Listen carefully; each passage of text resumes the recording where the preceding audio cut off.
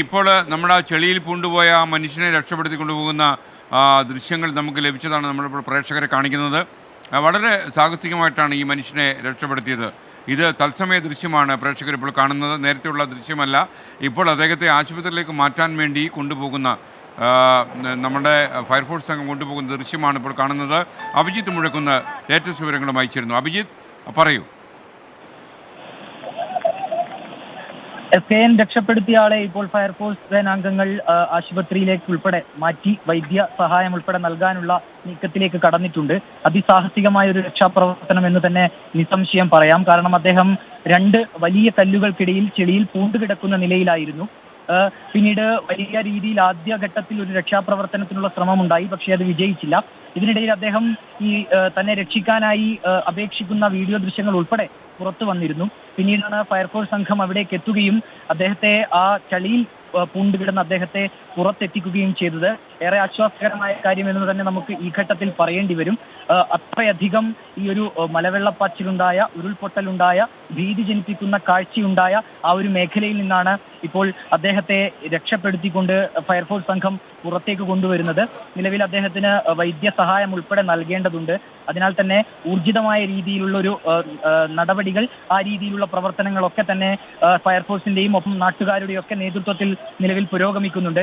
ഇപ്പോൾ നമുക്ക് ദൃശ്യങ്ങളിൽ കാണാം, ഒരു താൽക്കാലികമായി ഉണ്ടാക്കിയ ഒരു സ്ട്രക്ചറിൽ അദ്ദേഹത്തെ ഈ ചങ്ങാടം കടത്തിക്കൊണ്ട് കുത്തിയൊലിക്കുന്ന ചൂരൽമല ഉണ്ട്. ആ ചൂരൽമല പുഴ കടന്നു വേണം ഇദ്ദേഹത്തെ ഇപ്പുറത്തെത്തിക്കാൻ. അതിസാഹസികമായ ഒരു രക്ഷാപ്രവർത്തനം എന്ന് തന്നെ ഈ ഘട്ടത്തിൽ പറയേണ്ടി വരും.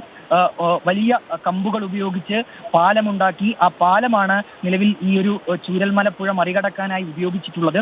അത് ഏറെ ശ്രമകരമായ ഒരു ദൗത്യമായിരുന്നു. നേരത്തെ തന്നെ നാട്ടുകാരും ഫയർഫോഴ്സ് ഉൾപ്പെടെയുള്ളവർ ഈ പ്രദേശത്തേക്ക് എത്തുകയും ആ രീതിയിലുള്ള ഒരു രക്ഷാപ്രവർത്തനത്തിന് നേതൃത്വം നൽകുകയും ചെയ്തിരുന്നു. നിലവിൽ ഈ സ്ട്രക്ചറിൽ ആക്കിക്കൊണ്ട് അദ്ദേഹത്തെ പുറത്തേക്ക് എത്തിക്കുകയാണ്. ഇനിയും അല്പസമയം താഴേക്ക് നടക്കണം എന്നുള്ളതാണ് ഏറ്റവും പ്രധാനപ്പെട്ട കാര്യം. മേപ്പാടിയിലാണ് ആശുപത്രി ഉള്ളത്. ഇവിടെ നിന്ന് അല്പം ദൂരെയാണ് ഈ മേപ്പാടിയിലെ ആശുപത്രി. പ്രാഥമികാരോഗ്യ കേന്ദ്രം ഉൾപ്പെടെ മേപ്പാടിയിലാണുള്ളത്. കുറച്ച് കിലോമീറ്ററുകൾക്കപ്പുറമാണ് ഈ പ്രാഥമികാരോഗ്യ കേന്ദ്രം. അതിനാൽ തന്നെ അവിടേക്ക് എത്തിക്കേണ്ടതുണ്ട്. അത് ഏറെ ശ്രമകരമായ ഒരു ദൗത്യം തന്നെയാണ്. കാരണം ദുർഘടമായ വഴികളാണ് ഈ മേപ്പാടിയിലേക്ക് എത്തുന്നതിനായുള്ളത്. നമ്മൾ ഇവിടേക്ക്, അതായത് ഈ പ്രദേശത്തേക്ക് നമ്മൾ കടന്നു വരുമ്പോൾ നമ്മൾ ആ വഴികളൊക്കെ പിന്നിട്ടതാണ്. ഈ വലിയ പാറക്കല്ലുകൾ നിറഞ്ഞ ദുർഘടമായ ചെങ്കുത്തായ വഴിനിരകൾ ഒന്ന് വഴുതിയാൽ താഴേക്ക് പതിക്കുന്ന രീതിയിലുള്ള പല വഴികളും ഈ പ്രദേശത്തുണ്ട്. കാരണം ആ രീതിയിലാണ് ഈ പ്രദേശത്തെ ഒന്നാകെ ഈ ഒരു മലവെള്ളപ്പാച്ചിൽ കവർന്നെടുത്തത്. പലരും മണ്ണിനടിയിൽ കിടക്കുന്ന ഒരു കാഴ്ചയുണ്ട്. ഏതായാലും ഈ രക്ഷപ്പെടുത്തിയ വ്യക്തിയെ, അദ്ദേഹത്തെ നിലവിൽ ഇവിടെ നിന്ന് മാറ്റുകയാണ്. വൈദ്യപരിശോധന, വൈദ്യസഹായം ഉൾപ്പെടെ ഉറപ്പാക്കേണ്ടതുണ്ട്. അദ്ദേഹത്തെ രക്ഷപ്പെടുത്താനായി എന്നുള്ളതാണ് ഏറ്റവും ആശ്വാസകരമായ കാര്യം.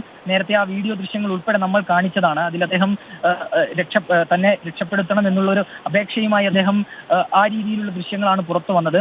കരളലിയിപ്പിക്കുന്ന ദൃശ്യങ്ങളായിരുന്നു, ഹൃദയഭേദകമായ ദൃശ്യങ്ങളായിരുന്നു. പക്ഷേ ഏറ്റവും ആശ്വാസകരമായ കാര്യം, അദ്ദേഹത്തെ അവിടെ നിന്ന് രക്ഷപ്പെടുത്താനായി ഈ കേരള ഫയർഫോഴ്സിന് സാധിച്ചു എന്നുള്ളതാണ്. നിലവിൽ ഈ മേഖലയിൽ നിന്ന് അദ്ദേഹത്തെ മാറ്റിയിട്ടുണ്ട്. വൈദ്യ സഹായം ഉൾപ്പെടെ നൽകുക എന്നുള്ളതാണ് ഇനി അടുത്ത പരിഗണന നൽകേണ്ട പ്രധാനപ്പെട്ട കാര്യം. അതിനായി ഫയർഫോഴ്സ് സംഘങ്ങളും ഒപ്പം നാട്ടുകാരും ഉൾപ്പെടെ ചേർന്ന് അദ്ദേഹത്തെ ഇവിടെ നിന്ന് മാറ്റിയിട്ടുണ്ട്.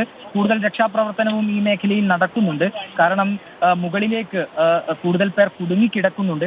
ആ കുടുങ്ങിക്കിടക്കുന്നവരെ രക്ഷപ്പെടുത്തുക എന്നുള്ളതാണ് വെല്ലുവിളി നിറഞ്ഞ ദൗത്യം. അതിന് ഏറ്റവും ഒരു തടസ്സമായി നിൽക്കുന്നത് ഈ ചൂരൽമല പുഴയാണ്. ചൂരൽമല പുഴ കുത്തിയൊലിച്ച് ഒഴുകുകയാണ്, ഗതിമാറി ഒഴുകുകയാണ്. വലിയ പാറക്കല്ലുകളുണ്ട്.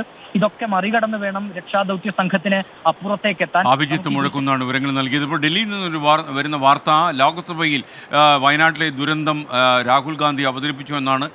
ഇടുക്കിയിൽ നിന്നുള്ള MP ഡീൻ കുര്യാക്കോസ് ഇത് ദേശീയ ദുരന്തമായി പ്രഖ്യാപിക്കണമെന്ന് ലോക്സഭയിൽ ആവശ്യപ്പെട്ടുവെന്ന് ഞങ്ങൾ ഡൽഹി ബ്യൂറോ റിപ്പോർട്ട് ചെയ്യുന്നു.